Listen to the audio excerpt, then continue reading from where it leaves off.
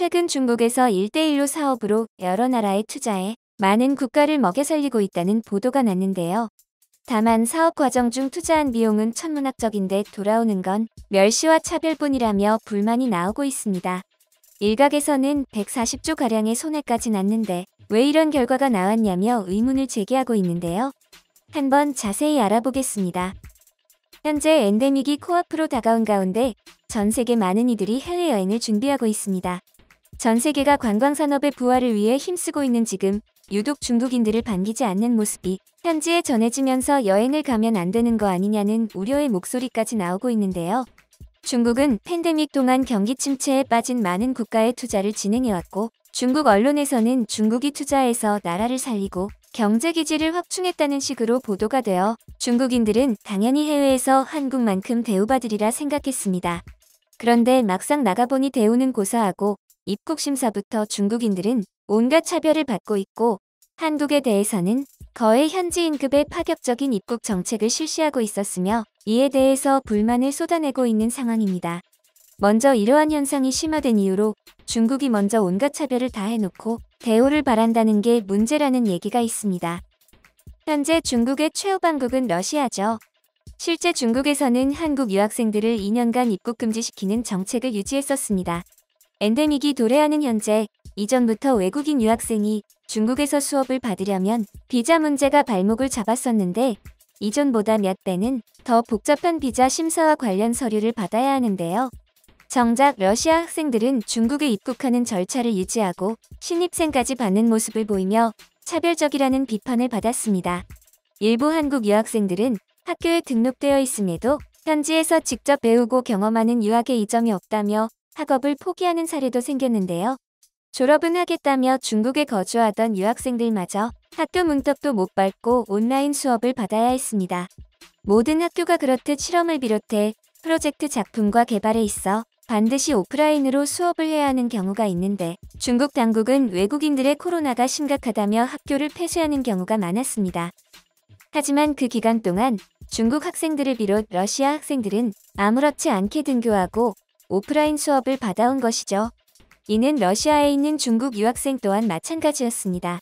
다만 러시아 내에서 중국 유학생들은 그다지 환영받지 못하고 있는데요.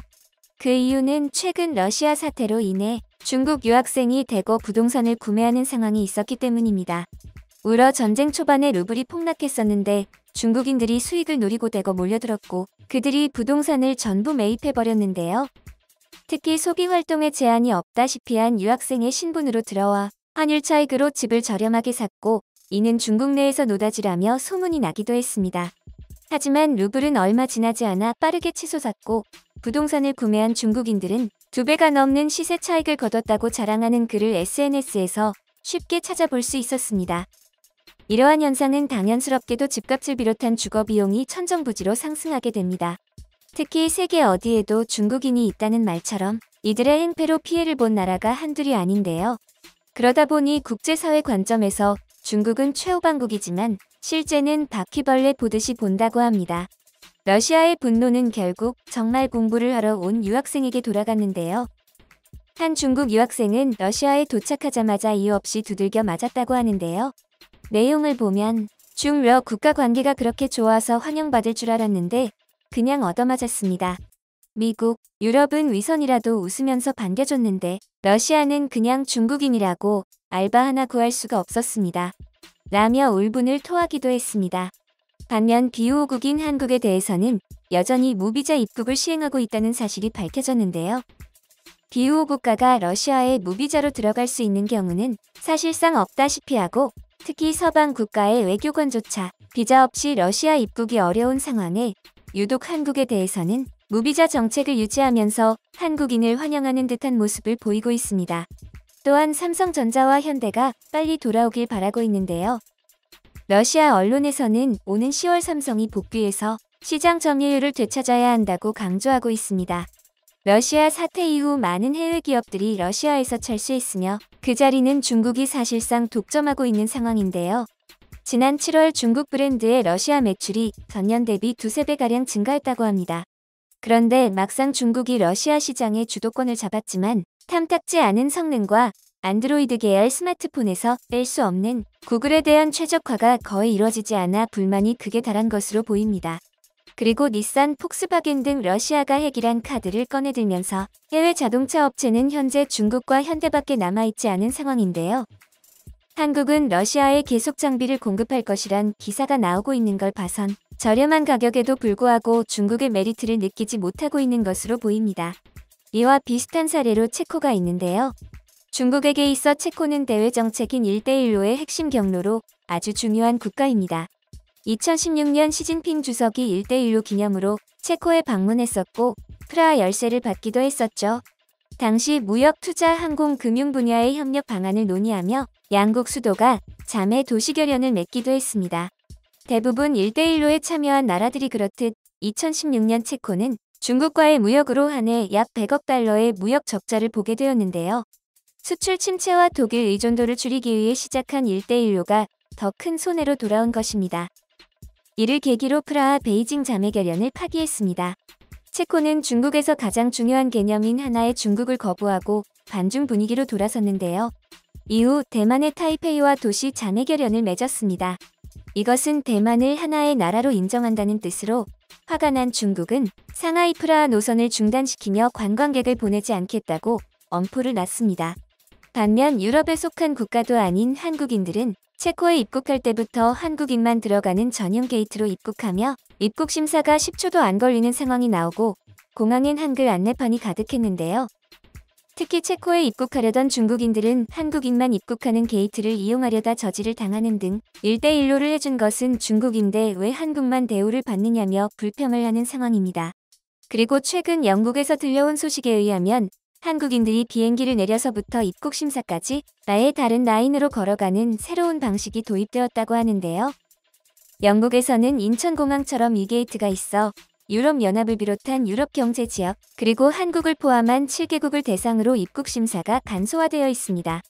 어차피 걸어가는 건 똑같으니 별거 아니라고 할 수 있지만 실제 비행기에서 내리면 그렇지 않다고 하는데요. 이렇게 두 갈래로 나뉘는 지점에서 중국인들을 비롯한 타국인들이 부러운 시선으로 쳐다본다고 합니다. 길게 나뉘어진 통로에서 한국에 대한 자부심을 느낄 수 있었다고 하는데요. 또한 타국인들과 다르게 초고속으로 짐을 찾아서 나가니 너무 편리했다는 것입니다. 이 같은 조치가 추가된 이유는 중국 같은 타국가 여행객들이 계속 이 게이트로 넘어와 심사를 받으려고 했다는 건데요. 우리가 다른 피부의 사람들을 잘 구별 못하듯이 영국 공항의 직원들도 마찬가지일 것입니다. 심사를 받기 전에 찾아내기도 하지만 미처 발견 못하고 이 게이트에 중국 여권을 인식시키다가 오류가 나서 다시 되돌아가는가 하면 그 과정 중에 왜 걸음시키냐며 입국 심사를 받는데 3번이나 왕복해야 한다는 관광객들과 마찰이 생기자 애초에 라인을 나누고 국기를 표시해서 이 같은 상황을 줄이고자 한 것이죠. 이는 영국 공항에서 시험적으로 진행되는 조치이며 입국편에 따라 적용되지 않을 수도 있지만 전반적으로 한국인이라서 대우를 받고 있다는 이야기가 들려오고 있는 상황입니다. 이 같은 상황이 펼쳐지자 비슷한 시기에 게시된 중국 네티즌의 일침이 재조명되고 있는데요. 해당 중국인 네티즌은 독일에서 사업을 하고 있으며 자신이 현지에서 보고 들은 것을 그대로 전했습니다. 오늘도 신문에는 중국인 관광객이 사고를 쳤다는 보도가 실렸습니다. 물론 시끄럽다는 말은 너무 많이 나와서 언급조차 되지 않고 있습니다. 특히 최근 생겨나기 시작한 중국 아줌마들의 광장문은 사람을 미치게 만듭니다. 지금도 아침 저녁으로 시끄럽게 노래를 틀고 온 거리를 점거한 채 춤추고 길거리에 쓰레기를 버리고 있습니다. 처음 봤을 땐 오랜만에 보는 광장무가 정말 반가웠지만 날이 갈수록 이는 소음으로 변질되었고 이는 유럽에선 절대 용납되지 않는 행위입니다. 심지어 관광객이라고 허가도 받지 않았더군요. 이런 모습을 보고 중국이 문화 대국이고 매너 있는 국가라고 하면 누가 믿기나 할까요? 안 그래도 낮은 중국인의 인식이 더 낮아지고 있고 그에 따라 이곳에 오는 관광객들의 질도 더 나빠지고 있습니다. 수년간 중국인을 폄하하는 얘기를 들어왔지만 이젠 이것이 차별이 아니라 사실을 얘기하고 있다고 느낍니다. 제가 하고자 하는 말은 이렇습니다. 돈이 있다고 힘이 있다고 환영받을 수 있는 곳은 없습니다. 제 말이 틀렸다고 생각하시나요? 그렇다면 여러분이 해외에서 중국인이라고 환영받아본 나라는 어딘지 알려주십시오. 라며 중국인이 절대 환영받을 수 없는 이유를 설명했습니다. 이와 같이 현재 유럽에서 한국인들이 여전히 아시아 국가 중 큰 혜택을 보고 있는데요.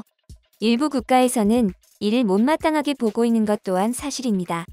한국은 명실상부 IMF와 유엔에서 인정하는 공식 선진국이 되었기에 이 같은 혜택을 누릴 수 있는 것으로 보이며 누리고 있는 혜택만큼 타국의 모범이 되는 대한민국이 되길 기원합니다.